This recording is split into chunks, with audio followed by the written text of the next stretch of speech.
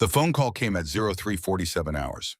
Ryan Cross was 40 feet beneath his workshop, sanding down the legs of a mahogany dining table when his personal cell phone vibrated against his hip. The one only four people in the world had the number for. His daughter, his former commanding officer, his doctor, and Mia, the housekeeper at his father-in-law's estate. He ignored it. Mia never called. Ever. Then it vibrated again and again. Ryan set down his sandpaper and pulled the phone from his pocket. 3 missed calls, all from the same number. His pulse didn't spike. 38 years of life, 20 of them in combat zones, had taught him to control his body's responses. But his mind sharpened immediately. Something was wrong. He answered on the 4th ring. "Mr. Cross." The voice on the other end was barely above a whisper. Terrified, shaking. "Mr. Cross, please. I need you to come. Now." "Mia," Ryan kept his voice steady. "What's happening?" "It's Lily." A sob caught in her throat. "Your daughter, she's been in the basement. 4 days. Mrs. Hartwell locked her there. She makes me pour ice water on her. Every 3 hours. If I don't, she says she'll call immigration. She says." The line went dead. Ryan stared at the phone in his hand. His workshop was silent except for the hum of the space heater in the corner. Outside, February wind rattled the windows of his small rental house in rural Virginia. Inside, Ryan's world had just fractured. Lily, his 10-year-old daughter, the girl who could recite the periodic table and build Lego skyscrapers and ask questions about stars and black holes and whether dogs dreamed. The only good thing he'd ever created in this world. 4 days in a basement. Ice water. His daughter. Ryan moved. He crossed the workshop in 3 strides, grabbed his jacket from the hook by the door. His truck keys were already in his pocket. Thor, his German shepherd, lifted his head from his bed in the corner. The dog's amber eyes locked onto Ryan's face. 7 years of partnership. 4 combat deployments in Afghanistan. Thor knew that look. "Come on, boy." Ryan's voice was quiet, controlled. The voice he used before missions. "We're going to get her." Thor was on his feet immediately. The dog moved with purpose despite the slight limp in his right rear leg. A gift from the shrapnel that had torn through both of them on their last deployment in Kandahar province. 92 pounds of muscle and loyalty and scars from an IED that had ended both their military careers. Ryan pulled out his phone as he headed for his truck, dialed the only number that mattered right now. Jack Romano picked up on the 2nd ring. "Ryan, it's 3 in the morning. This better be. I need you." Ooh, Ryan climbed into his truck. Thor jumped into the passenger seat. "Lily's in trouble." Silence on the other end. Then Jack's voice changed, sharper, focused. The voice of a SEAL who'd spent 6 years as Ryan's swim buddy before leaving the Navy to become a private investigator. "What kind of trouble?" "The kind that needs your skills." Ryan started the engine. "I'm heading to the Hartwell estate now. I need you to meet me there. And Jack, bring your camera. We're going to need evidence." "I'm already moving. Give me 90 minutes. Ryan ended the call and pulled onto the dark country road. His headlights cut through the February darkness. The dashboard clock read 0352. The Hartwell estate was 240 miles away.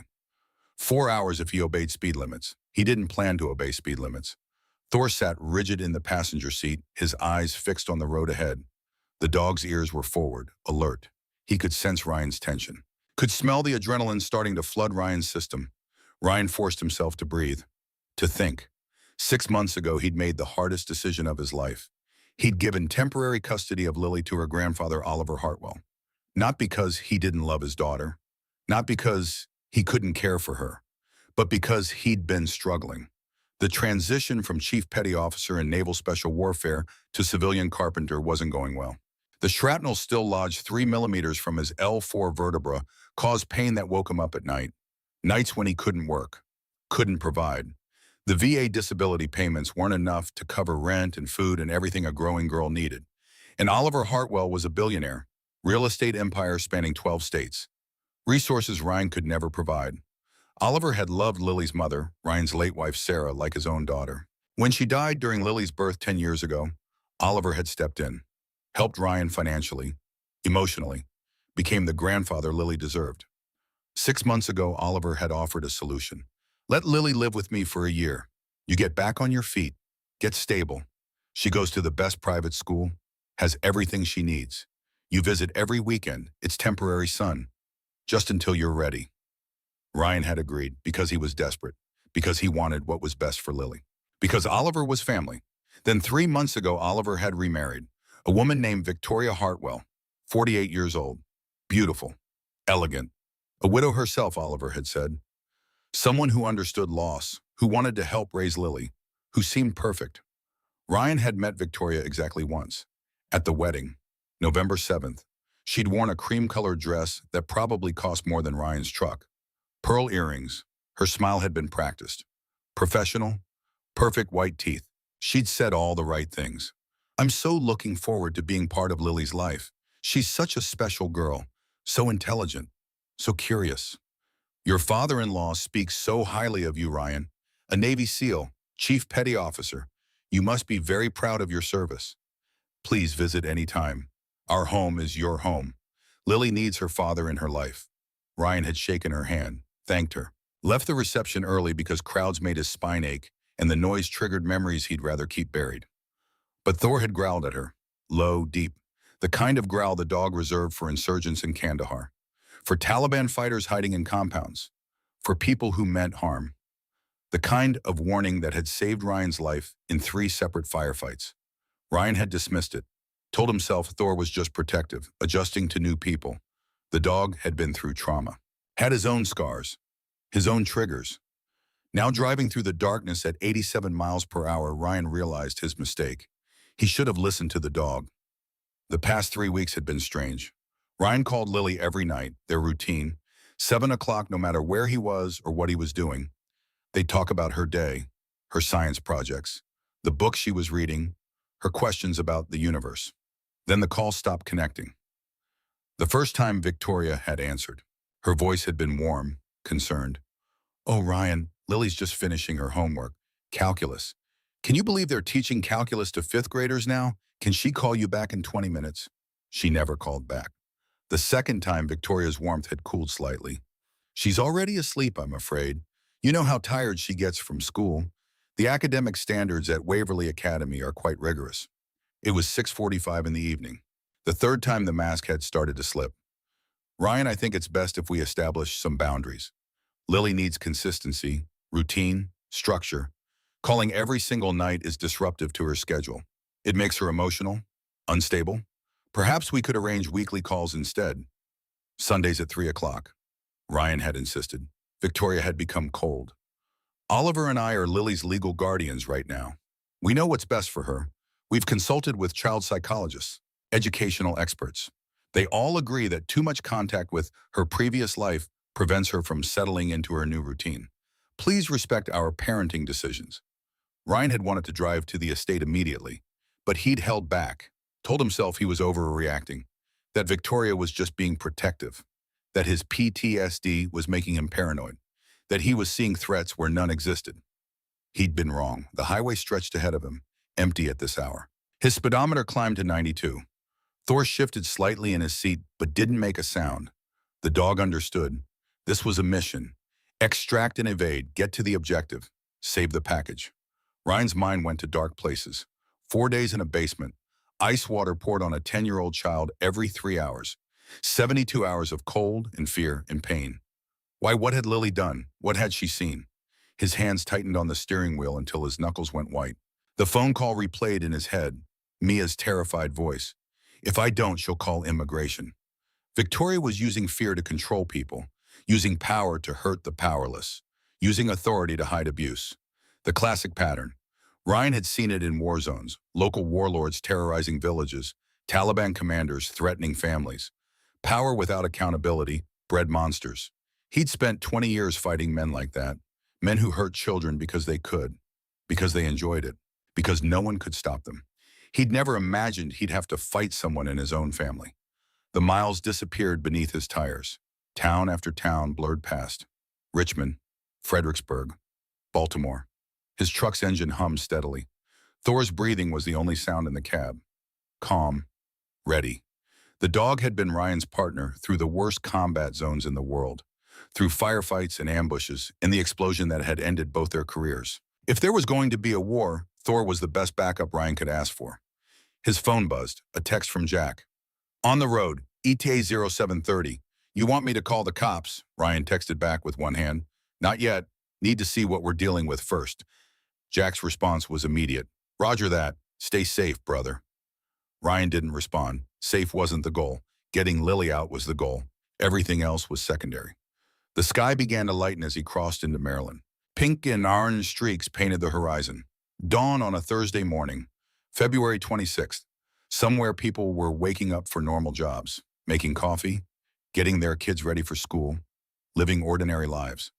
Ryan was driving to rescue his daughter from a basement. His phone rang again. Unknown number. He almost didn't answer. Then something made him pick up. Mr. Cross, a male voice. Unfamiliar. Professional. This is Dr. Richard Moss from Baltimore General Hospital. I'm calling about Oliver Hartwell. Ryan's stomach dropped. What happened? Mr. Hartwell was admitted 5 weeks ago following a fall down the stairs at his residence. He's been in a medically induced coma due to severe head trauma. We've been trying to reach next of kin, but Mrs. Hartwell said the family preferred privacy during this difficult time. 5 weeks. Oliver had been in a coma for 5 weeks and Ryan didn't know.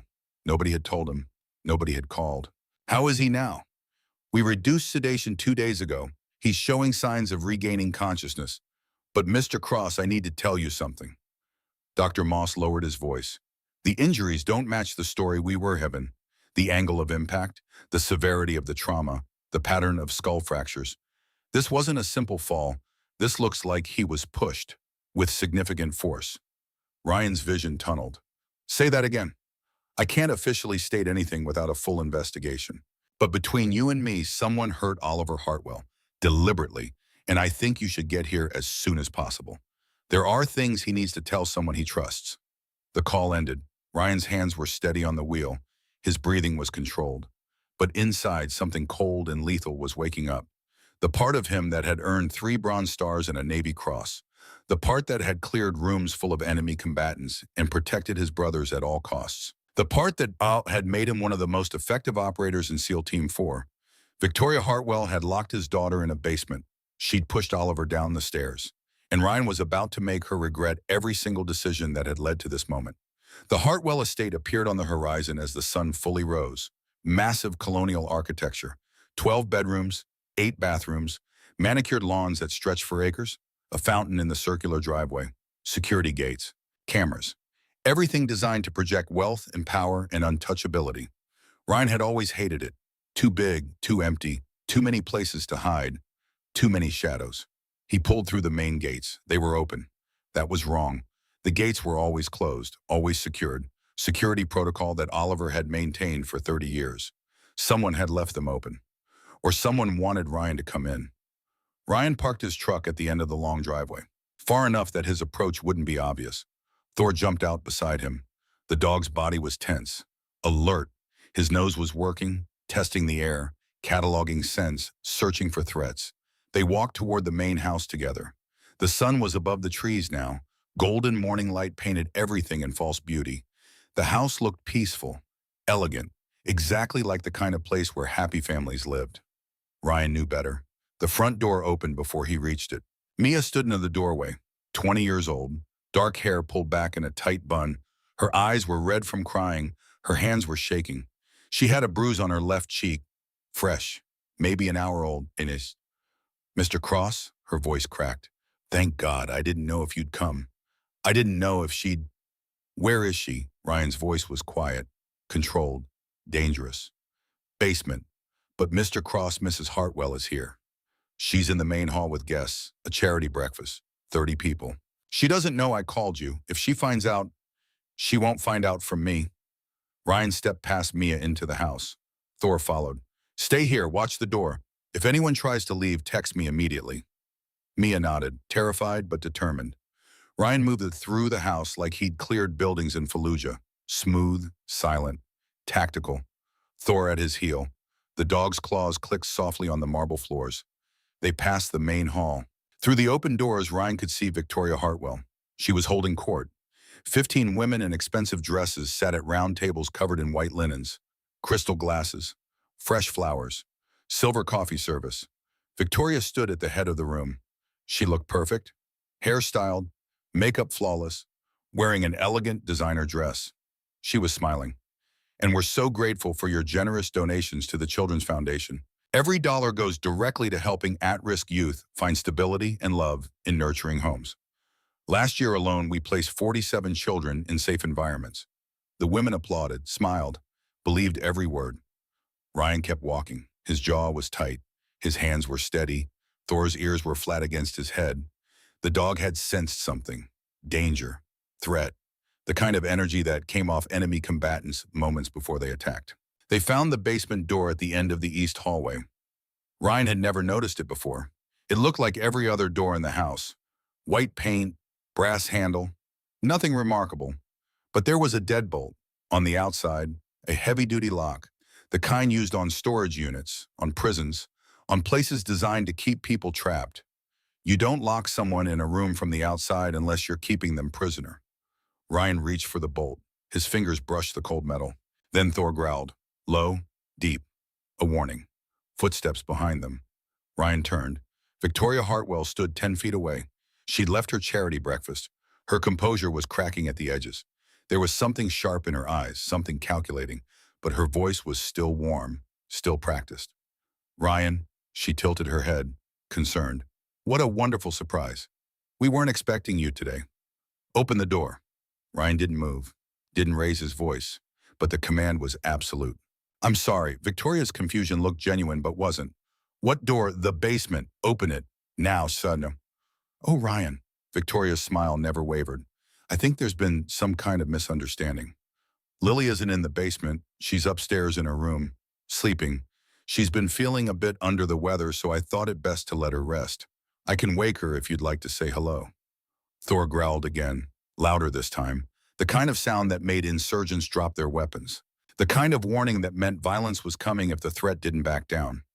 Victoria's eyes flicked to the dog. For just a moment, a fraction of a second, her mask slipped. Ryan saw something underneath, something cold, something that enjoyed causing pain, something that had killed before and would kill again. Then the smile was back. Your dog seems agitated. Perhaps you should take him outside. The noise might disturb our guests. He's trained to detect threats. Ryan took one step forward. He's never wrong, and right now he's telling me you're dangerous.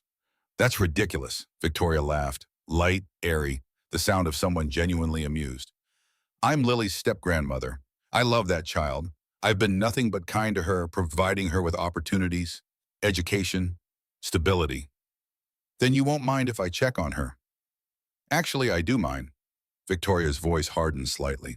You signed temporary custody over to Oliver. Oliver is currently, incapacitated. That makes me Lily's legal guardian. And I don't appreciate you barging into my home at dawn making wild accusations based on the paranoid instincts of a traumatized dog. Ryan's hand moved to the deadbolt. Victoria's voice cut through the air like a blade. Touch that door and I'll call the police. I'll tell them you're violating a custody agreement, that you're unstable, that your PTSD makes you dangerous to your own daughter. I have a file on you, Ryan. Medical records, incident reports, psychiatric evaluations, all documenting your mental health struggles. Do you really want that on your record? Do you really want to risk losing Lily permanently? Ryan's hand froze. Victoria smiled. She'd found his pressure point, the one thing he couldn't risk. Now, Victoria's tone was gentle again, sympathetic. Why don't we go sit down in the study, have some coffee, talk about this like adults? I'm sure we can clear up any concerns you have about Lily's well-being. I understand you're protective. It's admirable, but you need to trust that I have her best interests at heart. Thor lunged. The German Shepherd launched forward, not at Victoria, at the basement door. Thor hit the wood with his shoulder. The old door shuddered but held. The dog backed up, hit it again, harder. Then Thor started barking. Deep, urgent, the kind of bark that meant someone was dying, someone needed help now. The bark that had alerted Ryan to wounded teammates trapped under rubble. The bark that meant life or death. Ryan didn't think. He grabbed the deadbolt and yanked it open, twisted the door handle. The door swung inward. Stairs descended into darkness. The smell hit him first. Mold, urine, fear, suffering. The cold air that rushed up from below was wrong. Too cold, arctic, like opening a freezer. Ryan stopped.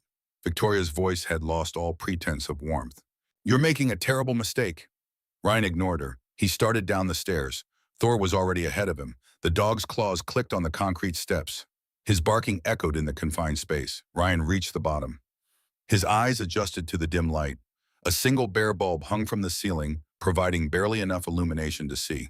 The basement was unfinished. Concrete floor, exposed pipes, cinder block walls, a stack of empty paint cans in one corner, a bucket in the other corner, still half full of water, ice water, chunks of ice floating on the surface. And next to the bucket, pressed against the wall, like she was trying to disappear into the concrete, his daughter sat huddled on the floor. Lily. She was wearing the same purple sweater he'd bought her for Christmas, the one with stars on it. But it was soaked through, her blonde hair was plastered to her head. Her lips were blue, her skin was pale, translucent. The color of someone who'd been cold for too long. Her small body was shaking uncontrollably. Hypothermic tremors. Next to her, pressed against her side for warmth, was a 3-month-old golden retriever puppy. Biscuit, the dog Oliver had given Lily for her 10th birthday. The puppy was shivering so hard its entire body shook. Its eyes were half closed, barely conscious. Lily looked up when Ryan appeared. Her eyes were hollow, exhausted, empty. But when she saw him, something sparked. Recognition, hope, disbelief. "Daddy," her voice was barely a whisper. "Is that really you?" Ryan crossed the basement in 3 strides. He dropped to his knees beside her. His hands moved over her body, checking for injuries, for broken bones, for damage. She was ice cold. Her core temperature had to be dangerously low. He could see bruises on her arms, old ones, yellow and green and fading, and fresh ones, purple and black and angry. Fingerprint shaped. Someone had grabbed her. Hard. Multiple times. "I'm here, baby." Ryan stripped off his jacket and wrapped it around her shoulders. "I'm here. I've got you." "She said you wouldn't come." Lily's teeth were chattering so hard she could barely speak. "She said you forgot about me. She said nobody was coming. She said I was going to die down here and nobody would ever know. I will never forget you." Ryan pulled her against his chest. She was so small, so cold, so fragile. "Never. Do you understand me? Never." Lily buried her face in his shoulder and started crying. Deep, wrenching sobs that shook her entire body. Thor moved to her other side, pressed his warm bulk against her back. The dog's body heat started to slowly warm her frozen limbs. Ryan picked up the puppy with one hand. Biscuit whimpered. The small dog was hypothermic, barely responsive. Ryan tucked the puppy inside his shirt against his chest. His body heat would keep it alive until they could get proper medical attention. "How long?" Ryan kept his voice gentle. Calm, but inside he was calculating. Planning. "How long have you been down here, sweetheart?" 4 days. Lily's voice was muffled against his shoulder. "She comes down every 3 hours, sometimes more.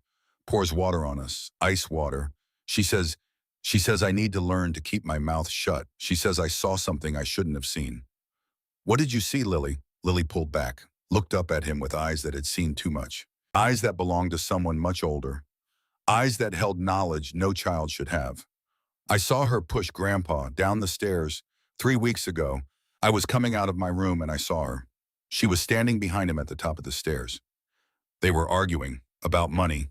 I heard her say something about accounts, about transfers. Grandpa said he was going to call his lawyer. He turned to walk down the stairs and she put her hands on his back and she pushed." Ryan's blood turned to ice.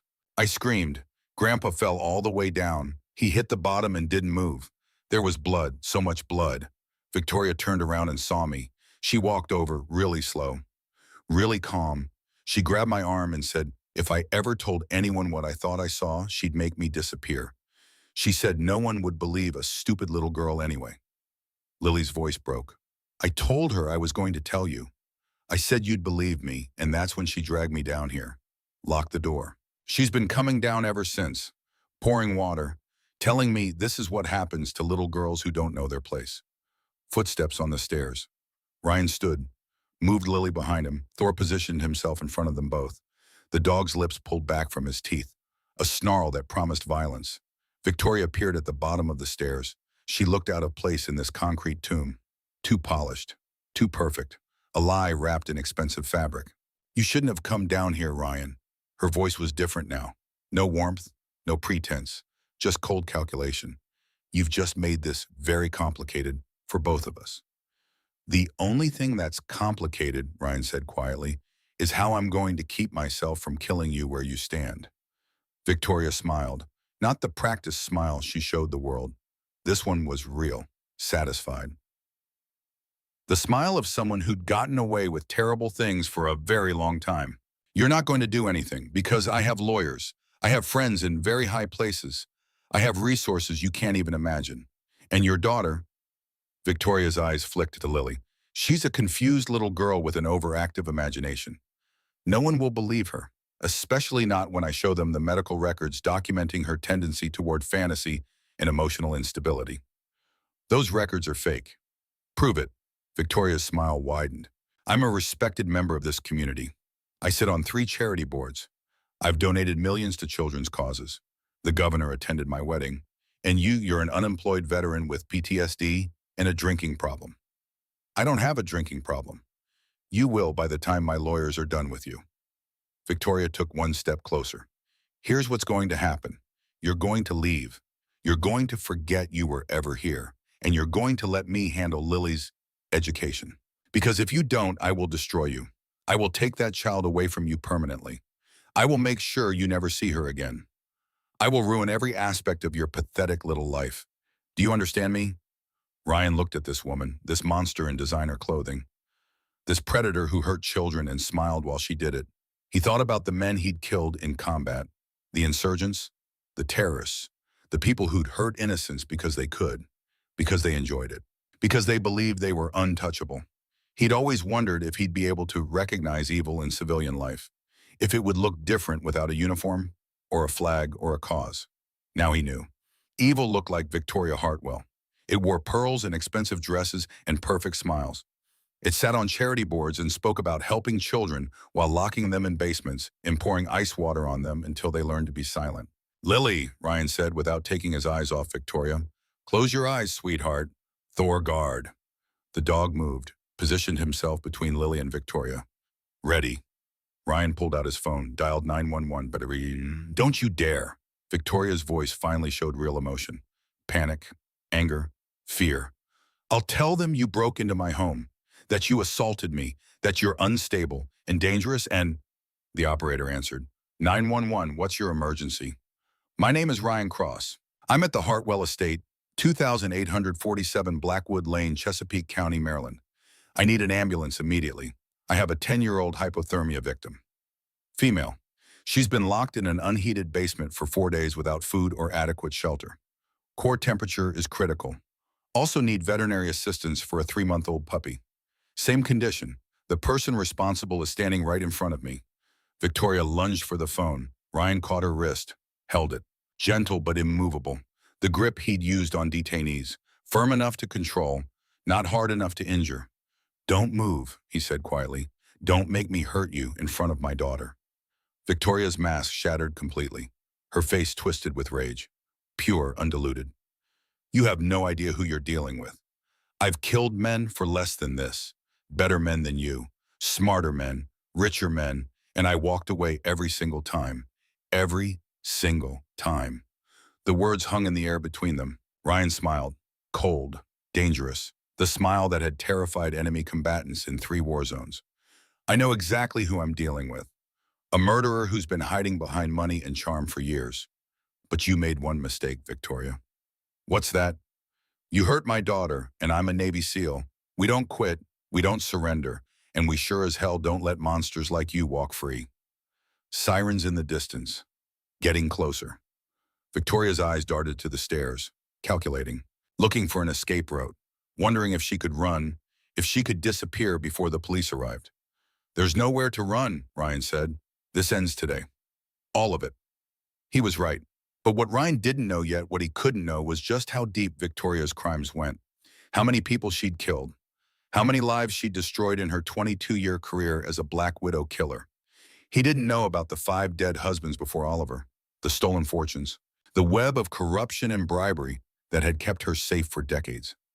He didn't know that Oliver Hartwell wasn't an accident victim. He was attempted murder victim number 10. He didn't know that Victoria had a partner, a man named Julian Drake, that they'd been working together for 18 years, killing wealthy men and stealing their assets like it was a business, like murder was just another form of investment. But he would learn. Over the next few days, as the evidence mounted and the bodies were counted and the truth came spilling out, Ryan Cross would discover exactly what kind of evil had nearly destroyed his family And when he did, he would make sure Victoria Hartwell paid for every single life she'd taken. The sirens were louder now. Close. Almost here. Ryan picked up Lily in his arms, the puppy Biscuit tucked against her chest inside his jacket. Thor moved to his side, the family unit, complete, protected. They walked up the basement stairs together, leaving Victoria standing alone in the darkness, right where she belonged. Behind them, Victoria's voice echoed up the stairwell. One last threat, one last attempt at control. This isn't over, Cross. I have friends you've never heard of, people who owe me favors, judges, politicians, people who can make you disappear. You think you've won. You've just started a war you can't possibly win. Ryan paused at the top of the stairs, looked back at her, at the woman who tortured his daughter for 4 days, who tried to break a 10-year-old child's spirit because she'd witnessed the truth. No, he said quietly, this is exactly what winning looks like. You just don't know it yet. This was just the beginning. The ambulance arrived 7 minutes after Ryan's call. 2 paramedics rushed into the basement. They took one look at Lily and their professional calm fractured. Jesus Christ. The lead paramedic, a woman in her 40s named Davis, wrapped heated blankets around Lily's small body. Core temperature is 89.2 degrees. She's in moderate hypothermia, dehydration, possible pneumonia. We need to get her to Baltimore General immediately. I'm coming with her. Ryan's voice left no room for argument. Sir, we don't normally. I'm coming. Thor comes too. He's a certified service animal. Davis looked at the German shepherd, at the Navy SEAL standing in front of her with eyes that had seen combat, at the small child wrapped in blankets who wouldn't let go of her father's hand. Yes, sir. Let's move. Ryan rode in the ambulance. Thor sat at his feet. The puppy Biscuit was in a separate carrier being treated by a veterinary team that had arrived minutes after the human paramedics. The small dog was critical but stable. Hypothermia, malnutrition, but young enough to recover fully with proper care. Lily drifted in and out of consciousness during the ride. When she was awake, she gripped Ryan's hand so tight her knuckles turned white. Don't leave me, Daddy. I'm not going anywhere, I promise. She said you didn't want me anymore. She said that's why you gave me to Grandpa, because I was too much trouble. Ryan felt something break inside his chest. That's a lie, all of it. I love you more than anything in this world. Do you understand me? Anything? Then why did you leave me there? It was the question Ryan had been asking himself for 6 months. The question that would haunt him for the rest of his life. Because I thought I was doing what was best for you. I thought Grandpa could give you things I couldn't. A good school, opportunities, stability. His voice cracked. I was wrong, so wrong. And I'm sorry, Lily. I'm so sorry. Lily's eyes closed. Tears leaked from under her lids. Just don't leave me again, please. Never. I promise you, never again. At the hospital, doctors swarmed. They hooked Lily up to warming machines, IV fluids, heart monitors, oxygen. Ryan watched through a glass window as they worked. His hands were steady, his breathing was controlled. But inside, something was breaking. He'd failed her. He'd given her to people he thought would protect her, and instead they'd nearly killed her. A detective arrived 2 hours later. Detective Sarah Morrison, 52 years old, 28 years on the force, short gray hair, sharp eyes. She had the look of someone who'd seen too much darkness and refused to give up anyway. Mr. Cross, she sat down next to him in the waiting room. I need to ask you some questions about what happened at the Hartwell estate. Ryan told her everything. The phone call from Mia, the locked basement door, finding Lily, Victoria's threats, the admission that she'd killed before. Detective Morrison took notes without interrupting. When he finished, she was quiet for a long moment. Victoria Hartwell is a very powerful woman in this community. She has connections, friends in high places, political donors. This isn't going to be a simple case. I don't care how powerful she is. Ryan's voice was flat. She tortured my daughter for 4 days. She belongs in prison. I agree. Morrison closed her notebook. But I need evidence. Real evidence. The kind that stands up in court against the best defense lawyers money can buy. Can you get me that? Ryan pulled out his phone, called Jack Romano. His former teammate answered immediately. Ryan, I'm at the estate now. Police have it cordoned off.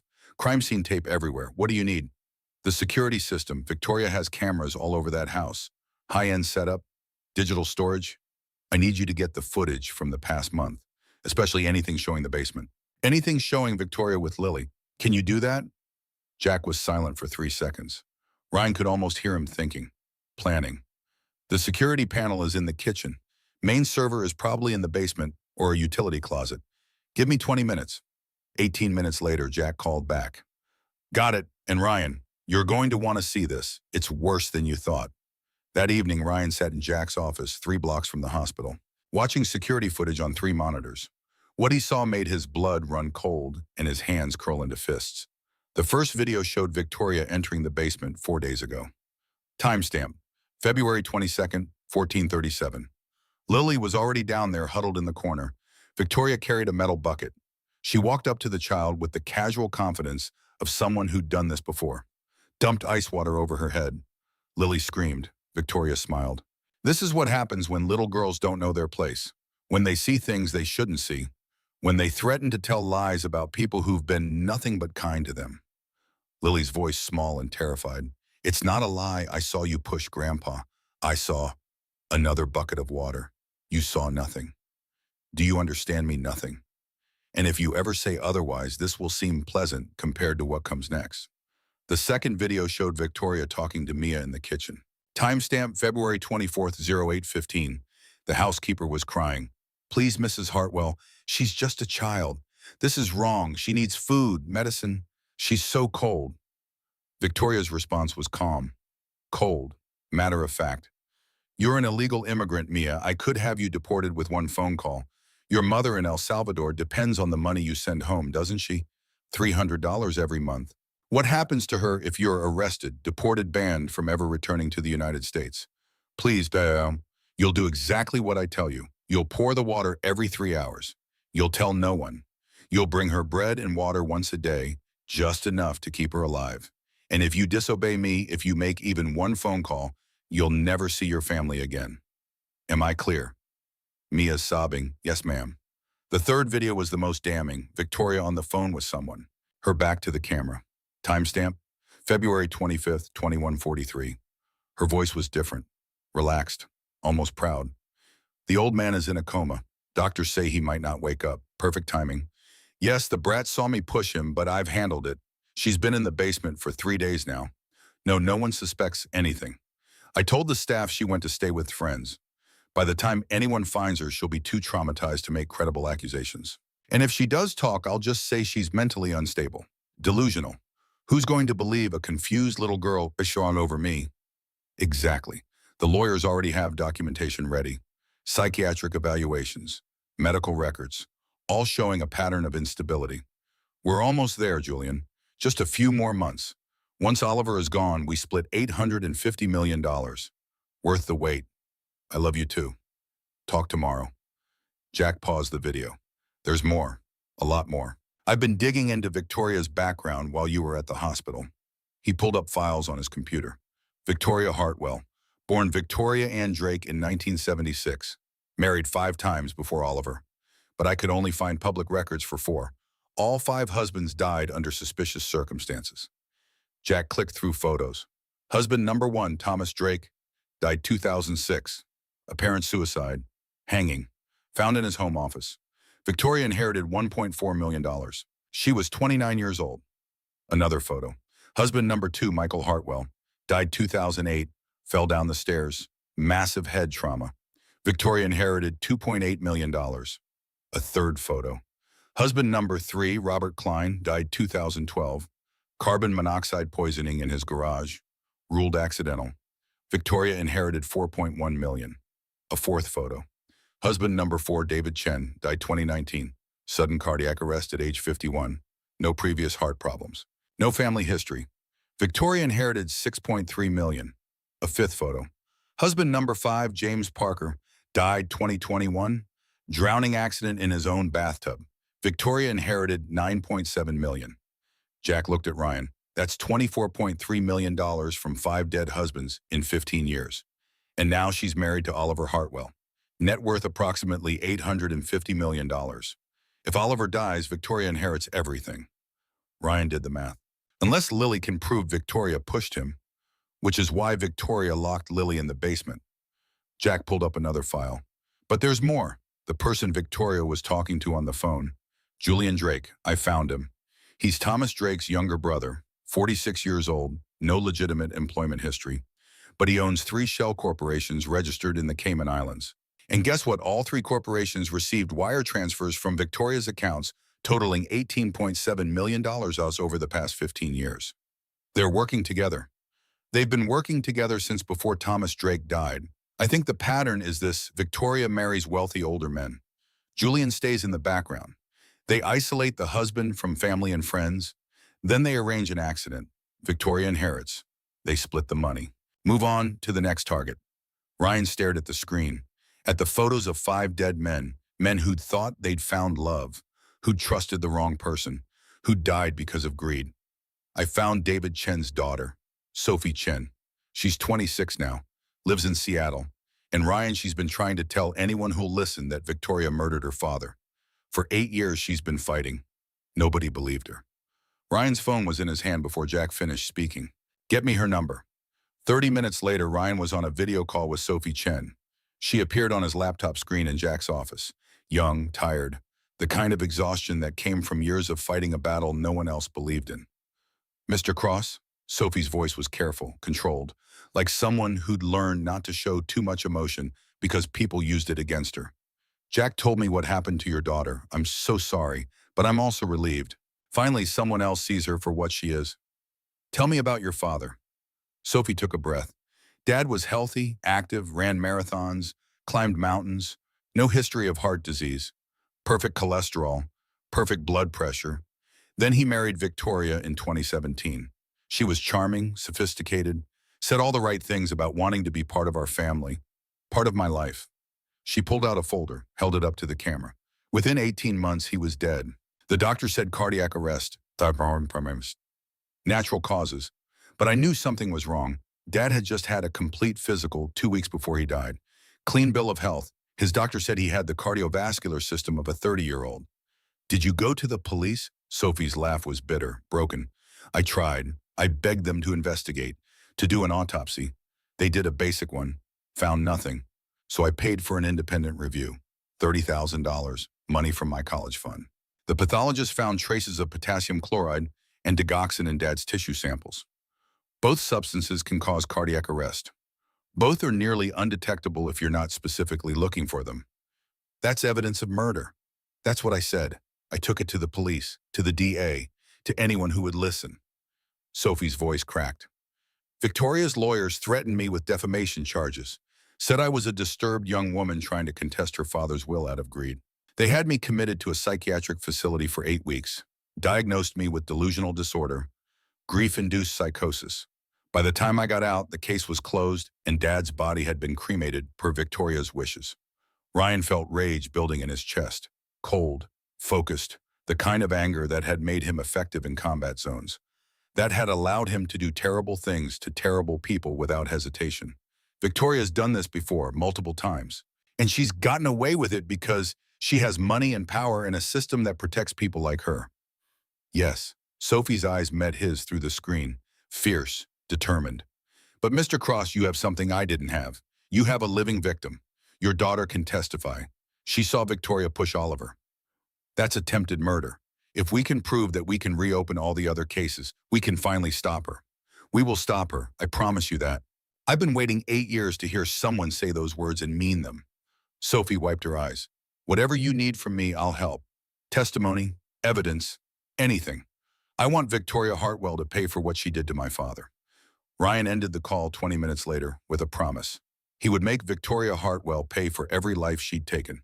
But he didn't know how fast Victoria would strike back. The next morning, a process server arrived at the hospital at 7:23. He handed Ryan a thick envelope of legal documents. Ryan opened it, standing in the hallway outside Lily's room. Emergency petition for guardianship, filed by Victoria Ann Hartwell, requesting immediate and permanent legal custody of Lily Cross on the grounds that Ryan Cross is an unfit parent, dangerous, unstable, a threat to himself and others. Ryan read through the documents. His hands didn't shake. His voice didn't rise. But Thor, lying at his feet, sensed the change. The dog stood, alert, ready for a threat. The petition was 37 pages long. It claimed Ryan was suffering from severe PTSD, that he had violent outbursts, that he'd threatened Victoria with physical harm, that he'd broken into her home, that he'd assaulted her, that he'd kidnapped Lily against her will. All lies. but presented with such detail that they sounded plausible. The petition included medical records Ryan had never seen, psychiatric evaluations he'd never undergone, police reports documenting incidents that had never happened, testimony from people Ryan had never met claiming he'd threatened them, assaulted them, shown signs of mental deterioration, and at the bottom of the petition, emergency hearing scheduled for tomorrow morning, 10 o'clock a.m., Judge Benjamin Cole presiding, 18 hours. Victoria had arranged a court hearing in 18 hours. On a Friday morning, bypassing every normal procedure, every waiting period, every safeguard designed to protect children from being removed from their parents. Ryan called the only lawyer he knew, a public defender named Martinez, who'd helped him with paperwork when he'd first left the Navy. The man listened to Ryan's story and sighed. "Mr. Cross, I can't help you. This is way above my pay grade. You need someone who specializes in family law, someone with experience fighting emergency custody petitions, someone who isn't afraid of going up against power. And those people are expensive." "How expensive?" $20,000 retainer, minimum. For a case like this, probably 50 by the time it's over. Ryan had $847 in his bank account. His truck was 12 years old and not worth much more. He owned nothing of value. He sat in the hospital waiting room with his head in his hands. Lily was still recovering, 2 floors up. Oliver was still in a coma across town. And Victoria was using the legal system to finish what she'd started in the basement. Rough day. Ryan looked up. A woman stood in front of him, early 40s, professional suit, tired eyes that had seen too many injustices. "Dr. Emma Walsh," she held out her hand. "I'm an attorney. I was here visiting a client, and I overheard your conversation with Mr. Martinez. I'd like to help." Ryan didn't take her hand. "I can't afford a lawyer. I'm not asking for money." Emma sat down next to him. "I'm offering pro bono representation because I know what it's like to watch powerful people destroy innocent lives while the system looks the other way." She pulled out her phone, showed him a news article from 5 years ago. "I was the lead prosecutor in a murder case. The defendant was a wealthy businessman named Richard Vaughn. He'd killed his wife, beat her to death over a period of hours. We had evidence, witnesses, DNA, everything we needed for a conviction." Emma's voice was hard, but the judge was on his payroll, Judge Alexander Matthews. He threw out evidence on technicalities, intimidated witnesses, allowed the defense to introduce irrelevant character assassination. The defendant walked free. And Matthews, he retired 2 years later to a beachfront property in Florida that somehow cost 3 times his lifetime salary. "You couldn't prove the corruption. I tried, filed complaints, requested investigations, got stonewalled at every level. So I quit the DA's office, started working in private practice, taking cases the system ignores, fighting people who think money makes them untouchable." Emma's eyes met his. "And Mr. Cross Victoria Hartwell is exactly the kind of person I became a lawyer to stop." Ryan studied her, looking for the angle, the catch, the hidden motive. But all he saw was genuine anger, genuine determination, and something else, something personal. "Why Wisoma? Because I have a daughter too. She's 17 now. And if someone hurt her the way Victoria hurt Lily, I'd want someone in my corner who refused to quit. Someone who'd fight even when the odds were impossible. That's what I'm offering you, a fighter." Ryan shook her hand. "When do we start?" "Now." The courtroom the next morning was packed. News of the case had spread fast. Emergency custody petition, Navy SEAL versus wealthy philanthropist, child found in basement, the kind of story that fed the 24-hour news cycle. Local reporters lined the back row. Cameras waited outside. Victoria Hartwell's charity work made her a public figure. The accusation that she'd tortured a child was sensational, horrifying, irresistible to media. Victoria sat at the plaintiff's table with her attorney, James Ashford, 62 years old, silver hair, $4,000 suit, a lawyer who'd built his career defending the indefensible and winning. Corporate fraud, political corruption, white-collar crime. His win rate was 93%. Ryan sat at the defendant's table with Emma. Thor lay at his feet. The dog was technically a service animal for Ryan's combat-related PTSD. Documented, certified. The court couldn't exclude him, but everyone in the room knew the real reason Thor was there. The dog was a silent reminder of who Ryan Cross was, what he'd done, what he represented. A Navy SEAL, a warrior, someone who'd fought for his country and earned the right to fight for his daughter. Judge Benjamin Cole entered, 64 years old, 28 years on the bench. appointed by a governor who'd resigned in scandal. Cole had the face of a man who'd stopped caring about justice a long time ago, who saw the courtroom as a place to manage problems, to make compromises, to protect the powerful from the powerless. We're here to consider an emergency petition for guardianship filed by Victoria Hartwell regarding the minor child Lily Cross. Cole's voice was bored, procedural. Mrs. Hartwell, your attorney may proceed. James Ashford stood, buttoned his suit jacket, smiled. Your Honor, my client is a devoted step-grandmother who has cared for Lily Cross for the past 6 months with nothing but love and dedication. During that time, she has provided the child with stability, education, and a nurturing home environment worth over $3 million in annual resources. He gestured to Ryan. The child's biological father, Ryan Cross, is a former Navy SEAL with documented post-traumatic stress disorder, anger management issues, and substance abuse problems. He is currently unemployed, living in a rental property, surviving on disability payments.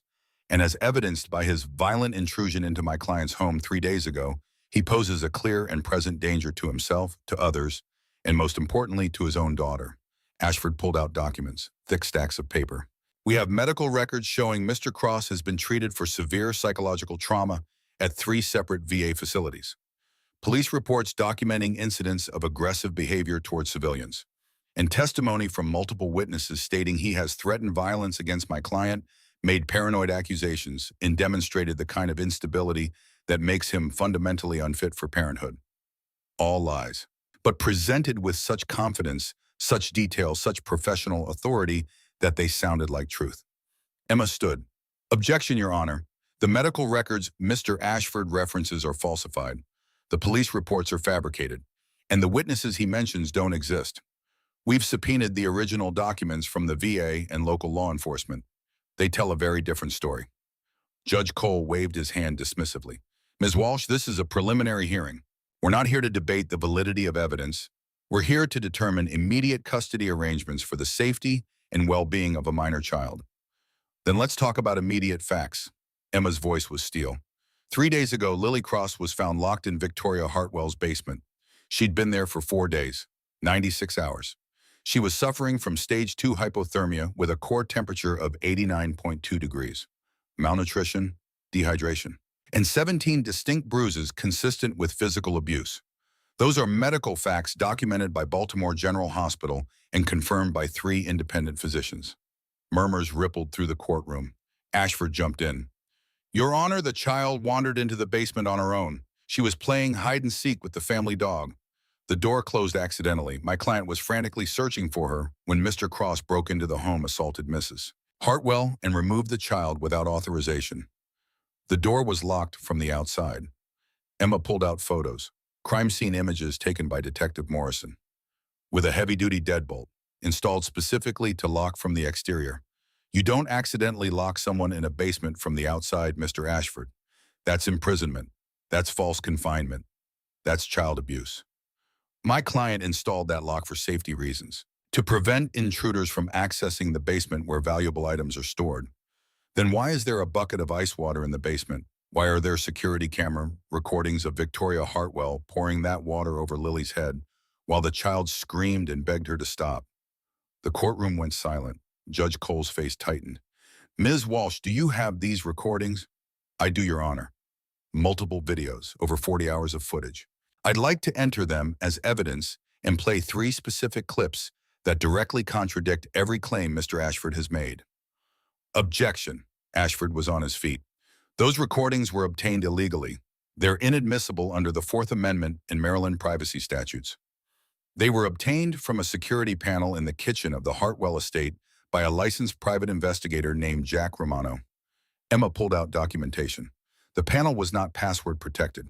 It was accessible to anyone in the household. There was no illegal entry, no hacking, no violation of any privacy statute. The evidence is completely admissible under Maryland Rules of Evidence, Section 901. Cole looked uncomfortable. This wasn't going the way he'd expected. I'll allow the recordings for the purpose of this preliminary hearing. But Ms. Walsh, I'm warning you, this is highly irregular. The bailiff set up a laptop, connected it to a projector, the courtroom lights dimmed. The first video played. Every person in that courtroom that watched Victoria Hartwell dump ice water over a 10-year-old child, watched the child scream, Watched Victoria say, "This is what happens when little girls don't know their place." Watched her smile. When the video ended, the silence was absolute. Then a small voice broke it. Young, determined, brave. "I want to talk." Everyone turned. Lily Cross stood in the gallery. She'd been sitting with a victim's advocate from the DA's office. Now she was walking toward the front of the courtroom. Her steps were slow, careful. She was still weak from hypothermia, but her spine was straight. Her chin was lifted. "Lily, sweetheart." Ryan started to stand. "You don't have to." "Yes, I do." Lily looked at the judge. Her voice was steady despite the trembling in her hands.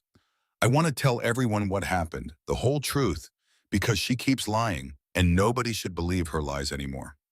Judge Cole frowned. "Young lady, this is highly unusual. You're not a witness in this proceeding. You're the subject of, then make me a witness." Lily's voice didn't waver. "Because I'm the only person who knows the whole truth about what Victoria did, and I'm not afraid to say it anymore." Emma stood. "Your Honor, I request permission for Lily Cross to testify. She's the victim in this case. She has a right to be heard under the Maryland Children's Bill of Rights." Ashford objected immediately. "The child is 10 years old. She's been through severe trauma. Her testimony would be unreliable at best, coached at worst. This is a transparent attempt to manipulate. She's competent to testify under Maryland law." Emma pulled out her phone. "I have a psychiatric evaluation completed yesterday by Dr. Rachel Foster, the state's leading expert in child forensic psychology. Doctor, Foster states that Lily is mentally sound, cognitively advanced for her age, and perfectly capable of providing reliable testimony. The defense has had access to this report since last night." Cole looked trapped. He glanced at Victoria. Just a flicker, a fraction of a second. But Ryan saw it. The judge was looking to her for guidance, for permission, for instruction. That's when Ryan knew Cole was compromised. Bought. Part of Victoria's network. "I'll allow it." Cole's voice was tight. "But I reserve the right to end this examination if the child shows signs of distress or if the questioning becomes inappropriate." Lily walked to the witness stand. The bailiff had to adjust the microphone down to her height. She looked so small sitting in that chair. A child in a room full of adults deciding her fate. But when she started speaking, there was nothing small about her voice. "My name is Lily Marie Cross. I'm 10 years old. I was born on April 18th. 6 months ago, my dad let me live with my grandpa Oliver because he was having trouble paying rent and buying groceries. I didn't mind. I love Grandpa, and Dad visited every weekend. We had fun. It was good." Lily looked at Victoria, direct, unflinching. "Then Grandpa married her. Victoria. At first she was nice, but it was fake nice. Like she was acting in a play. Like she was pretending to be someone she wasn't. And my dad's dog Thor knew. He growled at her every time she came near me. Because dogs can tell when people are bad." "What happened after the wedding?" Emma asked gently. "She started changing things. She told Grandpa I needed more discipline, stricter rules. She took away my phone so I couldn't call Dad. She told Grandpa that Dad was a bad influence because he had PTSD from the war. She said I needed protection from him. She made Grandpa stop Dad's visits. She said it was better for me to have consistency." Lily's hands were shaking. She gripped the armrests of the witness chair. "Then 4 weeks ago, I came out of my room at night to get water. I heard voices downstairs, arguing. I looked over the railing and I saw Victoria and Grandpa at the top of the main stairs. They were fighting about money. Victoria said something about accounts, about transfers, about things that belonged to her. Grandpa said he was going to call his lawyer. He said Victoria had stolen from him." He turned to walk down the stairs. The courtroom was absolutely silent. Victoria put her hands on his back. "Right here." Lily demonstrated on her own back, and she pushed him. Hard. Grandpa fell all the way down 23 stairs. I counted them once when I was bored. He hit the bottom. I heard a sound like when you drop a watermelon. There was blood. So much blood. Tears were streaming down Lily's face now. I screamed. Victoria turned around and saw me standing there. She walked over to me, really calm, really quiet. Like pushing Grandpa down the stairs was normal. She grabbed my arm really hard. Lily showed the courtroom the fading bruises on her left bicep. She said, "You didn't see anything. Do you understand if you tell anyone what you think you saw, I'll make you disappear. No one will ever find you. No one will ever know what happened to you." "What did you do?" Emma's voice was soft. "I said I was going to tell my dad. I said he'd believe me. I said he'd make her go to jail for hurting Grandpa." Lily wiped her eyes, and that's when she dragged me to the basement, locked the door. She came down every 3 hours and poured ice water on me and Biscuit, my puppy. She said I needed to learn to keep my mouth shut. She said children who tell lies need to be taught lessons. She said no one would believe a stupid little girl anyway. Lily looked directly at Judge Cole. But I'm not stupid. I'm in advanced placement classes. I got a 1420 on my practice SAT. I know what I saw.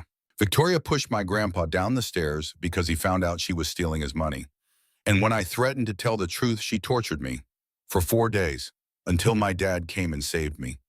The courtroom erupted, reporters typing furiously, spectators whispering, cameras flashing outside. Judge Cole banged his gavel. Order, order in this court. Victoria's mask finally cracked. She was on her feet, her face twisted with rage. She's lying. The child is disturbed. She has mental problems. Her father has poisoned her against me. None of this is true. Sit down, Mrs. Hartwell.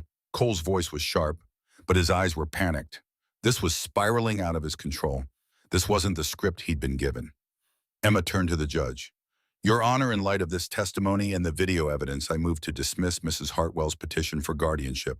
Furthermore, I request that this court remand Victoria Hartwell into custody pending a criminal investigation for attempted murder, child abuse, false imprisonment, and conspiracy. Your Honor, this is outrageous, Ashford was shouting now, his composure shattered. You can't seriously consider. Jack Romano stood up from the back of the courtroom. Your Honor, before you make any ruling, there's something you should know. Cole's face went white. Who are you, bailiff? Remove this man. Jack Romano, licensed private investigator, Maryland PI license number 47832. Jack walked down the aisle holding a manila folder. And I have evidence that directly pertains to this case and to your ability to preside over it impartially. He handed the folder to the bailiff. These are financial records showing that Judge Benjamin Cole has received $340,000 over the past 2 years from shell corporations owned and operated by Victoria Hartwell. Wire transfers, documented, verified by forensic accountants, all properly submitted to the Maryland Judicial Conduct Board as of 8 o'clock this morning. The courtroom exploded. Cole shot to his feet. This is a lie. This is defamation. Bailiff, arrest that man. The records are public, Your Honor. Bank transfers, corporate filings, all available through standard discovery. You've been taking bribes from the petitioner. You're compromised. You have a financial interest in ruling in Mrs. Hartwell's favor. This entire hearing is invalid. Reporters were running for the doors. Cameras were everywhere. Judge Cole's face had gone from white to red to purple. This court is in recess. He slammed his gavel down so hard it cracked. Indefinitely. He fled through the back door, his robe billowing behind him, running from the consequences that were finally catching up. The bailiff looked lost. The court clerk was on the phone. Chaos swallowed the room. Ryan walked to the witness stand, picked up his daughter, held her tight. You did good, baby. So good. You were so brave. Did we win, Daddy? Yeah, sweetheart. We won this round. But Ryan knew this was just the beginning. Victoria Hartwell had money, resources, and 22 years of practice covering her tracks. She wasn't going to give up. She was going to fight. And Ryan Cross was ready for war. The call came at 6:37 in the morning, 2 days after the courtroom chaos. Ryan was sleeping in a chair next to Lily's hospital bed when his phone vibrated. Dr. Richard Moss. His voice was urgent but controlled. Mr. Cross, you need to get here immediately. Oliver Hartwell is awake, and he's asking for you specifically. Ryan was already moving. Lily was recovering well. Her core temperature had stabilized. The bruises were fading, but she still had nightmares. Still woke up screaming about ice water and locked doors. I'll be there in 20 minutes. Ryan looked at his daughter. She was asleep. Safe. Is he coherent? Very. And Mr. Cross, he's saying things you need to hear. Things about Victoria, about what happened before the fall, things that could change everything. Ryan made arrangements. Emma Walsh agreed to stay with Lily. Jack Romano was already on his way to the hospital. Thor remained at Ryan's side as always. The dog moved with purpose despite his limp. They arrived at Oliver's room to find the old man sitting up in bed. He looked terrible. 72 years old, but aged 20 more in 5 weeks. His head was bandaged. His left arm was in a cast. His face was a map of scars and healing wounds. But his eyes were clear, sharp, angry. Ryan. Oliver's voice was rough from weeks of intubation. Thank God, I've been awake for 6 hours and they wouldn't let me call you. Said I needed rest, monitoring. To hell with us that. We need to talk about Victoria now. Ryan pulled a chair close to the bed. I know what she did. Lily told me you were pushed. Pushed. Oliver's laugh was bitter. Broken. Son, being pushed down the stairs was the least of what that woman did to me. She's been poisoning me. Started right after the wedding. November 8th, the day after we got married. For 2 months, she's been putting something in my food, my coffee, making me sick, killing me slowly. Ryan went very still. What kind of poison? I don't know yet. The doctors are running tests, but I started feeling sick in mid-November. Tired, nauseous, dizzy spells. My doctor couldn't find anything wrong. Ran every test imaginable. Everything came back normal, because they weren't looking for poison. Oliver's hands trembled. Then in January, I found discrepancies in my financial accounts. $47 million transferred to offshore accounts I didn't recognize. Companies I'd never heard of. Shell corporations registered in the Cayman Islands. He looked at Ryan with eyes that held too much pain. I confronted Victoria, asked her to explain. She said I was confused. Said my memory was going. Said I was imagining things. But I knew what I'd seen. So I hired a private investigator, told him to follow her, monitor her communications, dig into her background, find out who I'd really married. What did he find? Oliver reached for a cup of water. His hands shook. Ryan helped him drink. He found that Victoria Ann Hartwell has been married 6 times. Not 5. 6. And every single husband died under suspicious circumstances. He started counting on his fingers. Thomas Drake in 2006. Her first husband. Apparent suicide. Hanging. She inherited $1.4 million. She was 29 years old. Michael Hartwell in 2008 fell down the stairs. Massive head trauma. She inherited $2.8 million. Robert Klein in 2012. Carbon monoxide poisoning in his garage. Ruled accidental. She inherited $4.1 million. David Chen in 2019. Sudden cardiac arrest at 51. She inherited $6.3 million. James Parker in 2021. Drowning accident in his own bathtub. She inherited $9.7 million. Oliver's voice broke. And now me, number 6. I was supposed to be the big score. $850 million. Enough money to retire on, to disappear, to never have to kill again. The math was staggering. $24.3 million from 5 previous husbands. $850 million from you. That's over $870 million. The investigator also found Victoria's partner, a man named Julian Drake, Thomas Drake's younger brother. He and Victoria have been working together for 18 years. Since before Thomas died, they have a system, a pattern. Victoria marries wealthy men. Julian stays in the background. They isolate the husband, slowly poison him or arrange an accident. Victoria inherits. They split the money, move on to the next target. Oliver's voice was hollow. I was number 6, and I would have died if I hadn't confronted her when I did. She got sloppy, got angry. Instead of waiting for the poison to finish me, she pushed me down the stairs, tried to make it look like an accident. Would have worked too if Lily hadn't seen it happen. Where's the evidence? Ryan asked. The investigator's report, the financial records. Where is it? In my study, at the estate. There's a wall safe behind the family portrait, the large one over the fireplace. The combination is 0418. Lily's birthday, April 18th. Everything is in there. Bank statements, emails between Victoria and Julian, photographs of them together, police reports from the previous deaths that I had the investigator pull, medical records, and a handwritten ledger. What kind of ledger? Oliver's eyes were dark, haunted. Victoria kept a journal, documenting everything. Every dose of poison, every symptom, every dollar transferred. Like she was running a science experiment. The investigator found it in her study, photographed it. She doesn't know we have copies. Ryan was already on his phone, calling Jack. How fast can you get to the Hartwell estate? I'm 15 minutes out. Why, man? There's a wall safe in Oliver's study, behind the family portrait over the fireplace. Combination is 0418. Get there before Victoria does. Get everything in that safe. And Jack, Victoria might be there. She might try to stop you. Be careful. On it. I'll call you when I have it. Ryan ended the call, looked at Oliver. Jack's the best. If anyone can get there first, it's him. I hope you're right.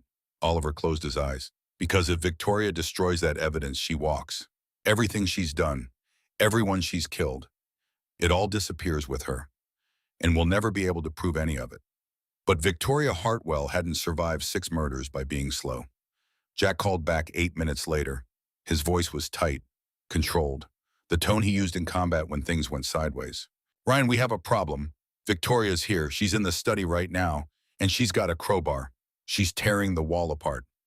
Ryan could hear it through the phone, the sound of wood splintering, drywall cracking, Victoria destroying evidence as fast as she could. I'm coming in. Jack's voice went quiet, professional. Thor, if you can hear me, I need you ready. The German shepherd's ears perked up. He recognized Jack's voice, recognized the command tone. Ryan heard footsteps through the phone, quick, silent. Jack moving through the house with the tactical precision of a trained operator. Then Victoria's voice, sharp, surprised, panicked. Who the hell are you? Get out of my house. Someone who's going to stop you.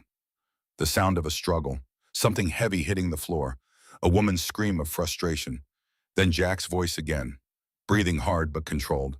Ryan, I've got her. She tried to burn the documents, but I stopped her. Evidence is secure, but you need to get here now. She's already calling her lawyers, claiming I broke into her home, assaulted her. This is about to get complicated. Ryan was moving before Jack finished speaking. He left Oliver with Dr. Moss, promised he'd be back, promised Oliver would see justice. The drive to the Hartwell estate took 12 minutes. Ryan pushed his truck to 90 miles per hour on the highway. Thor sat rigid in the passenger seat. The dog sensed the urgency, the danger. 3 police cars were parked in the circular driveway when they arrived. Jack stood on the front steps holding a banker's box full of documents. His knuckles were scraped, his shirt was torn, but his face was grim, determined. She almost got away with it.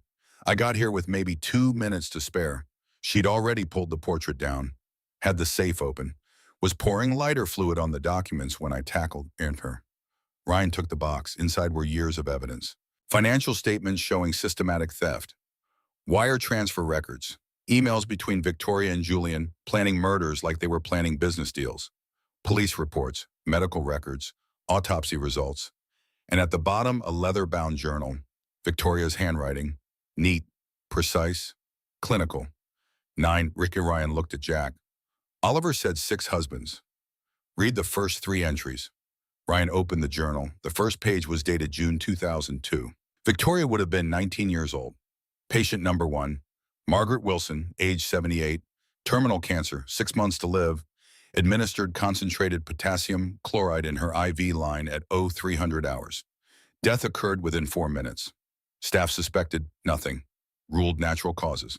Patient left me $5,000 in her will. A generous thank you for my compassionate care.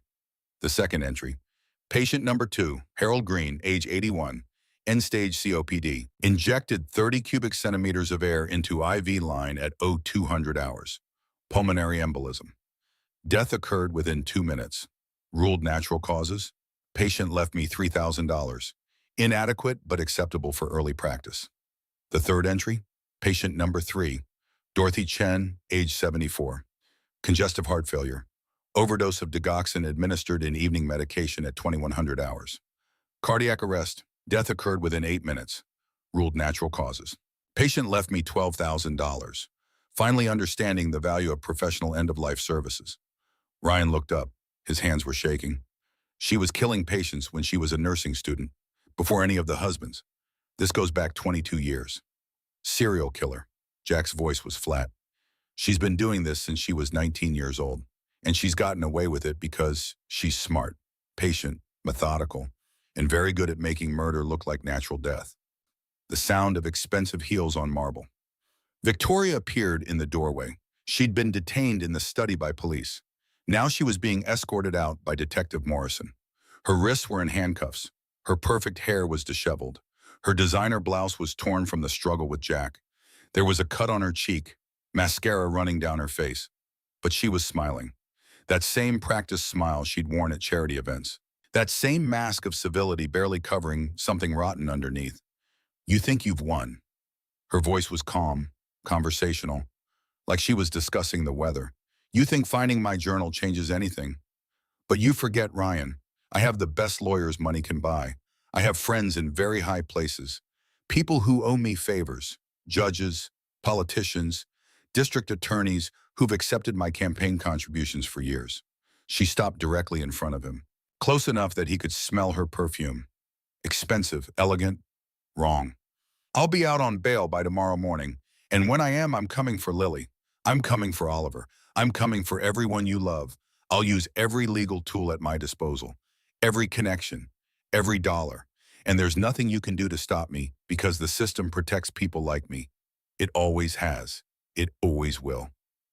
Ryan looked at this woman, this monster who'd killed 9 people over 22 years, who'd tortured his daughter, who'd poisoned an old man for his money, who smiled while she destroyed lives. You're wrong. His voice was quiet, deadly. I can stop you. I already have. Because that journal you kept, that's a confession to 9 murders, written in your own hand. And the emails on Oliver's computer, those prove conspiracy with Julian Drake. And the video from your own security system that shows you torturing a child. And the financial records, those show $87 million in stolen assets. Ryan stepped closer. You're not getting bail. The DA is charging you with multiple counts of first-degree murder, attempted murder, child abuse, conspiracy, financial fraud. You're looking at life without parole times 9, and I'm going to make sure everyone knows exactly what you are. Not a philanthropist, not a grieving widow, not a respected member of the community. A serial killer who smiled while she murdered people for money. Victoria's mask cracked, just for a moment. Ryan saw the fury underneath, the rage of someone who'd been untouchable for decades suddenly finding herself caught. Someone who'd believed she was smarter than everyone else. Someone who'd finally made a mistake. You'll regret this. Her voice was ice, pure hatred. I promise you. You'll regret the day you ever crossed me. I will make your life a living hell. I will. Take her away. Detective Morrison stepped forward. Victoria Hartwell, you're under arrest for attempted murder of Oliver Hartwell, child abuse and torture of Lily Cross, conspiracy to commit murder with Julian Drake, and we'll be adding more charges as we review the evidence. You have the right to remain silent. I suggest you use it. They led her away, still smiling, still confident, still believing money and power would save her one more time, but this time they wouldn't. Jack handed the banker's box to Detective Morrison. Everything you need. Financial records showing $87 million in theft. Communications between Victoria and Julian Drake planning 6 murders. Medical evidence of poisoning. And her personal journal confessing to 9 murders over 22 years, including 3 elderly patients when she was a nursing student. Morrison's face was grim. This is the biggest case I've handled in 28 years. We're going to need time to build this properly. Coordinate with federal prosecutors. The interstate nature of the crimes, the financial fraud, this is going to be complex. How much time, Ryan asked. The DA wants to move fast. With this much evidence, we're looking at arraignment in 3 days. But the trial's 6 to 8 weeks. These cases take time to build properly. We need to interview witnesses, authenticate evidence, coordinate with law enforcement in 5 different states where the previous murders occurred.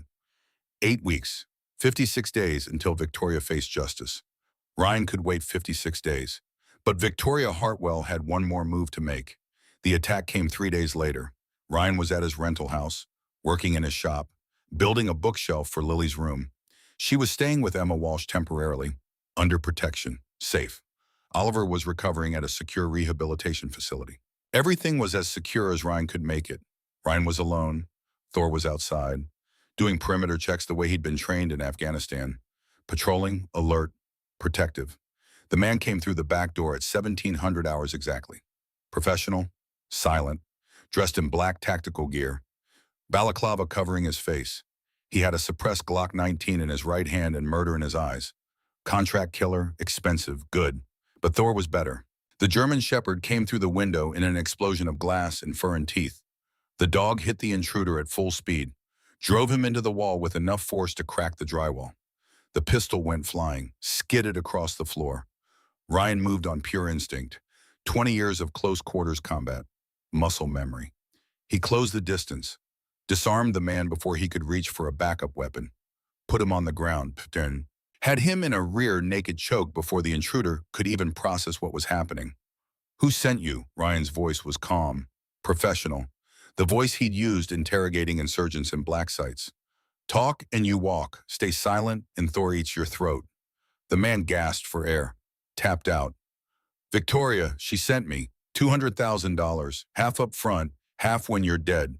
Contract was for it to look like suicide. PTSD victim, couldn't handle civilian life. Standard tragic veteran story. You made a mistake taking that contract. I know. The man's voice was broken, defeated, professional pride crushed by an old dog and a carpenter. I know. I'm sorry. Jesus Christ, I'm sorry. Police arrived 6 minutes later. The would-be assassin went into custody, confessed immediately, gave them everything. The money trail, the communications with Julian Drake acting as Victoria's intermediary. The explicit instructions to make Ryan's death look like a suicide. The backup plan to kill Lily if Ryan proved too difficult. It was the final piece. The evidence that sealed Victoria's fate forever. The trial began on a Monday in late April. Federal courthouse in Baltimore. High security. Media circus outside. Judge Patricia Hernandez presiding. 58 years old, appointed by the current president. Reputation for being brilliant, thorough, incorruptible. Exactly the kind of judge Victoria couldn't buy. The prosecution laid out their case over 5 days. Lead prosecutor was Assistant U.S. Attorney Michael Chen, David Chen's younger brother, Sophie's uncle. He'd recused himself from all previous investigations into Victoria, but when the evidence became overwhelming, he'd requested and received special permission to prosecute the woman who'd killed his brother. Chen was methodical, devastating. He presented financial evidence showing Victoria had stolen $87 million over 22 years. He presented medical evidence showing systematic poisoning of multiple victims. Expert witnesses on toxicology, forensic accountants, digital forensics experts who traced every email, every bank transfer, every communication between Victoria and Julian Drake. He presented testimony from Sophie Chen, from Mia Santos, from hospital staff who'd noticed strange patterns in patient deaths when Victoria was working the night shift 20 years ago. And he presented Victoria's journal, read it aloud in court. Every entry, every murder, every calculation about how much money each death would bring, every clinical observation about symptoms and timing and methods. The courtroom was silent as Chen read. Patient number 8, my fourth husband, David Chen, age 51. Cardiac arrest induced by potassium chloride administered in his evening wine over 6 weeks. Dosage carefully calculated. Symptoms mimicking natural heart disease. Death occurred in his sleep approximately 0300 hours. Autopsy ruled natural causes. I inherit $6.3 million. Excellent return on investment. Julian and I celebrate with dinner at Le Bernardin. He proposes we target someone bigger next time. I agree. Time to think bigger. Sophie Chen sat in the gallery, tears streaming down her face, finally hearing official acknowledgement of what had happened to her father, finally being believed after 8 years of fighting alone. Victoria's defense attorney, a new one since James Ashford, had withdrawn after being implicated in the bribery scandal with Judge Cole, tried to argue diminished capacity, tried to claim Victoria had been traumatized, abused, that her actions stemmed from childhood trauma inflicted by an abusive father. Emma Walsh, who'd been brought in as a consultant to the prosecution, destroyed that argument in cross-examination. Mrs. Hartwell, you kept a detailed journal documenting your murders over 22 years. You planned them meticulously. You covered your tracks using sophisticated financial instruments. You manipulated legal systems in 5 different states. You hired contract killers. Does that sound like someone with diminished capacity? Victoria sat at the defense table, silent, her mask finally gone. The jury could see what she really was. Not a victim, not someone broken by circumstance. A predator who'd chosen to kill, who'd enjoyed it, who'd gotten rich from it. On the 6th day, Lily testified. 10 years old, small, brave. She walked to the witness stand wearing a purple dress, the same color as the sweater she'd been wearing in the basement. Emma had suggested she wear something else. Lily had refused, said she wanted Victoria to remember. She told her story again, but this time with more detail, more emotion. The whole world was listening. She poured ice water on me 6 times a day for 4 days. That's 24 times total. I counted. I counted because it helped me stay strong. Every time she poured, I'd think about my dad. I'd think about how he always taught me to be brave, to not give up, to survive. Lily's voice cracked. She told me I was going to die. She told me no one would ever find me, and she smiled while she said it, like it made her happy to hurt me. 3 jurors were crying. On the 7th day, Ryan testified. He kept his voice steady, professional. But when he described finding his daughter in that basement, finding her hypothermic and terrified and broken, his voice cracked. Lily is the best thing I've ever created in this world. She's smart, curious, kind. She wants to be an astrophysicist. She wants to study black holes and figure out how the universe works. And Victoria tried to destroy her, tried to break her, tried to kill her, because my daughter had the courage to tell the truth. Ryan looked directly at Victoria. I've fought in 3 war zones. I've seen evil. I've killed people who hurt innocents. But I've never met anyone as cold, as calculating, as purely evil as Victoria Hartwell. She doesn't kill out of passion or anger or even greed. She kills because she enjoys it, because it makes her feel powerful, because she can. The prosecution rested their case after 7 days. The defense had nothing. No witnesses who could credibly defend Victoria. No evidence that contradicted the overwhelming proof of guilt. No argument that could overcome a handwritten confession to 9 murders. The jury deliberated for 2 hours and 41 minutes. When they returned, the courtroom was packed. Media, victims' families, law enforcement, everyone who'd been touched by Victoria's crimes. The jury forewoman stood, 62 years old, retired school teacher. She'd been crying during Lily's testimony. Now her face was stone. On the charge of first-degree murder in the death of Thomas Drake, we find the defendant guilty. Victoria's face went white. On the charge of first-degree murder in the death of Michael Hartwell, we find the defendant guilty. On the charge of first-degree murder in the death of Robert Klein, we find the defendant guilty. On the charge of first-degree murder in the death of David Chen, we find the defendant guilty. On the charge of first-degree murder in the death of James Parker, we find the defendant guilty. On the charge of attempted murder of Oliver Hartwell, we find the defendant guilty. On the charge of child abuse and torture of Lily Cross, we find the defendant guilty. On the charge of conspiracy to commit murder with Julian Drake, we find the defendant guilty. The verdicts kept coming. Guilty, guilty, guilty. 15 separate charges. 15 guilty verdicts. Not one single not guilty. Complete condemnation. When it was over, Victoria stood. Her hands were shaking. For the first time since Ryan had met her, she looked truly afraid, truly powerless. The mask was gone. The charm was gone. All that remained was a 50-year-old woman facing the rest of her life in a concrete box. You don't understand. Her voice was desperate, raw, breaking. I had to survive. I had to take what I could because no one was going to give me anything. You think I had choices? You think I wanted this, my father? The defendant will be silent. Judge Hernandez's voice cut through Victoria's breakdown like a scalpel. You made choices. You chose to kill 9 people. You chose to steal their money. You chose to torture a child. You chose to hire assassins. Those were your choices, and now you'll face the consequences. The sentencing came 1 week later. Judge Hernandez showed no mercy. Victoria Ann Hartwell, you are hereby sentenced to life in prison without the possibility of parole on each count of murder. These sentences to run consecutively, not concurrently. Additionally, you are sentenced to 30 years on charges of child abuse, attempted murder, and conspiracy. Total sentence, 180 years in federal prison. You will be remanded to FC William Hazleton in West Virginia. You will never be free again. Victoria was led away in chains, still silent, still in shock. The woman who'd believed she was untouchable, finally understanding that she'd been caught, that it was over, that she'd lost everything. But the story didn't end there. 6 days after sentencing, a guard found Victoria hanging in her cell at FC Hazleton. She'd used torn bed sheets twisted into a rope, made a noose, ended it on her own terms rather than face decades in a cage, rather than accept that she'd been beaten by a carpenter and a 10-year-old girl and a dog. She left a letter, 3 pages, handwritten on prison stationery, addressed to Ryan Cross. The prison warden delivered it personally. Ryan read it alone in his workshop, Thor lying at his feet. Dear Ryan, it began, by the time you read this, I'll be dead. I want you to know this is your fault. Not directly. You didn't tie the noose. You didn't kick the chair. But you took everything from me. My freedom, my reputation, my future. You left me with nothing but 4 walls and the knowledge that I'd been beaten by a broken-down carpenter with PTSD and a smart-mouthed little brat who didn't know when to shut up. Ryan kept reading. His face was impassive, but his hands were tight on the paper.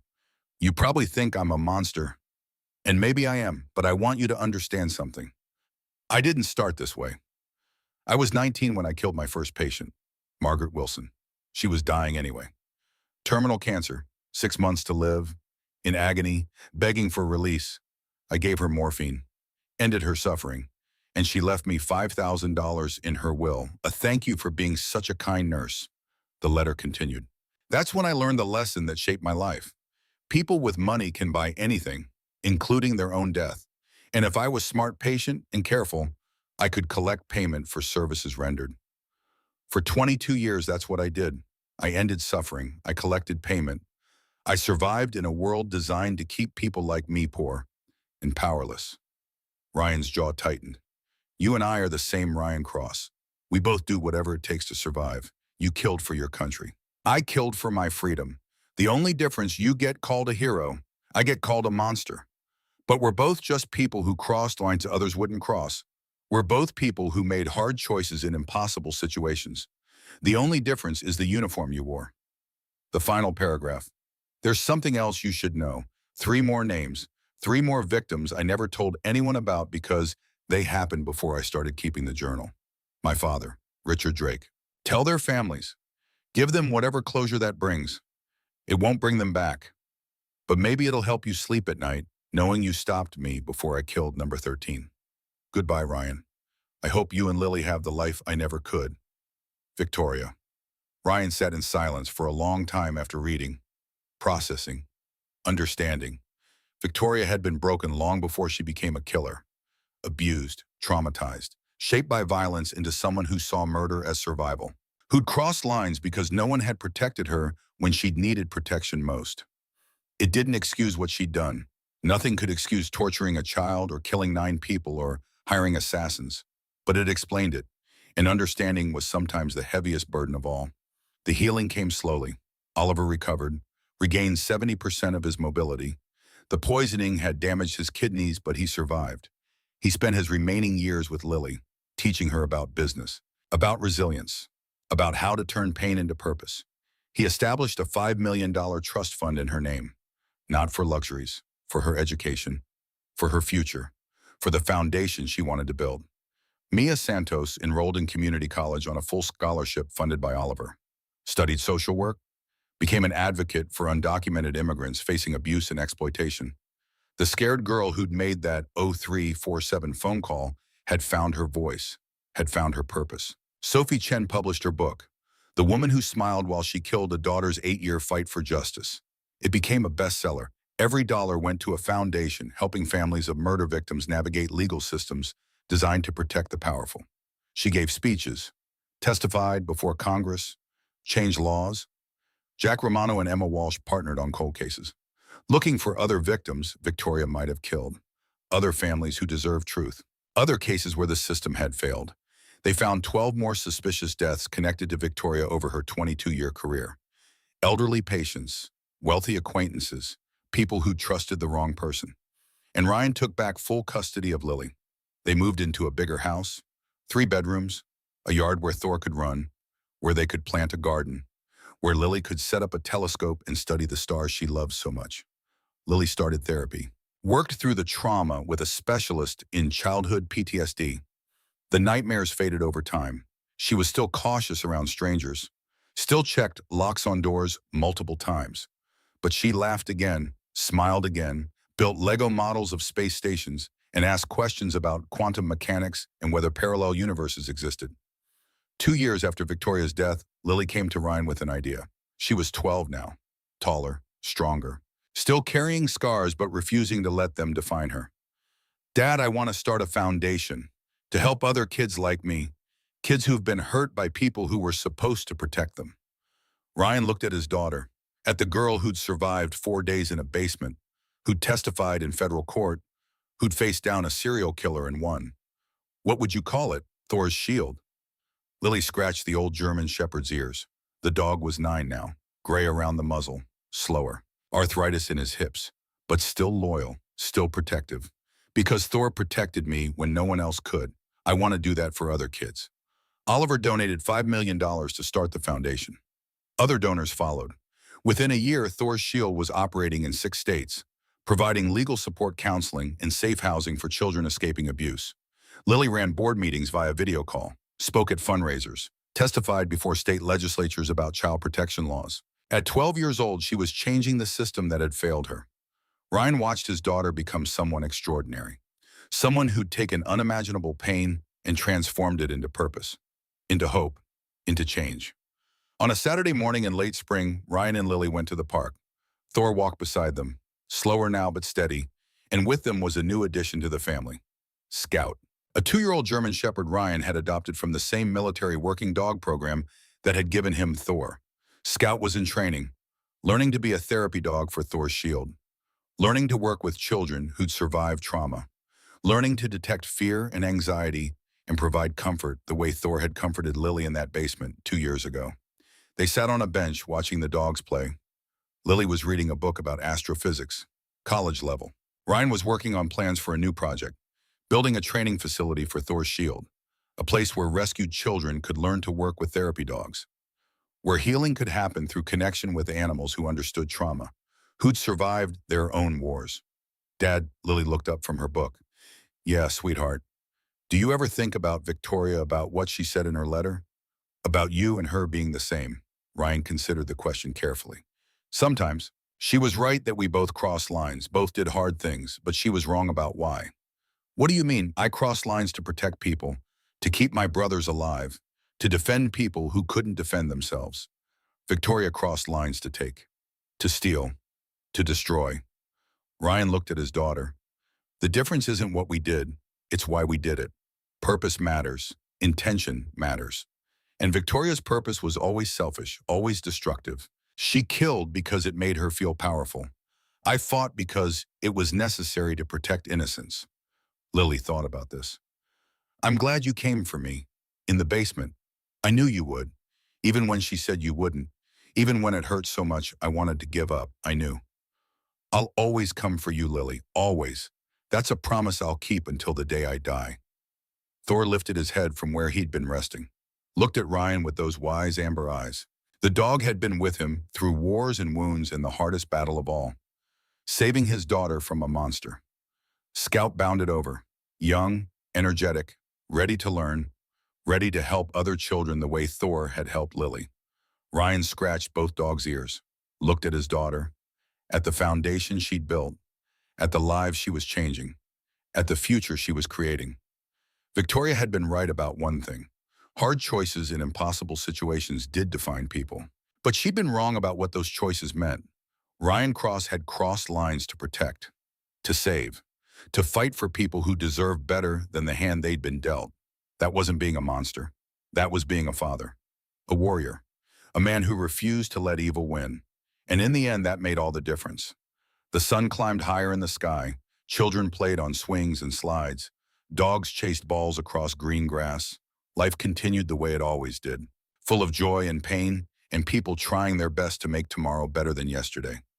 Ryan looked at Lily, at Thor, at Scout, at the future they were building together. Come on, he said. Let's go home. And they did, together. A family forged in darkness but walking toward light. Scarred but healing. Broken but rebuilding. Because that's what survivors do. They keep going. They keep fighting. They keep believing that tomorrow can be better than yesterday. And sometimes, if they're very lucky and very strong, they prove themselves right.